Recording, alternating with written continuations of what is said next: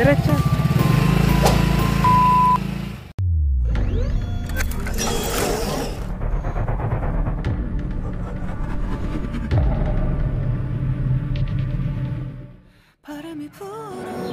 Hi guys, Trias TV here.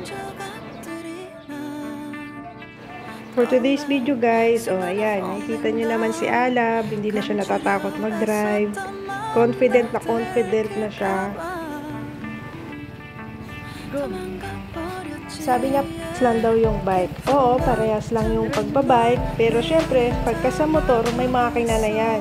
May kailangan ka ng gas na pipihitin dyan at yung brake. Kailangan kontrolado mo. Napakagaling na estudyante ni Alab. Ayan, nakikinig siya about lalo na sa pag-control ng brake. Kasi pag tayo nang magmaneho niyan, talagang responsibility natin. Kailangan focus tayo. Yung ano natin, yung isip natin nandyan sa kalsada at sa pagmamaneho natin. Hindi dapat tayo kabahan. Ride safe sa ating lahat. Pwede na tayo mag long drive.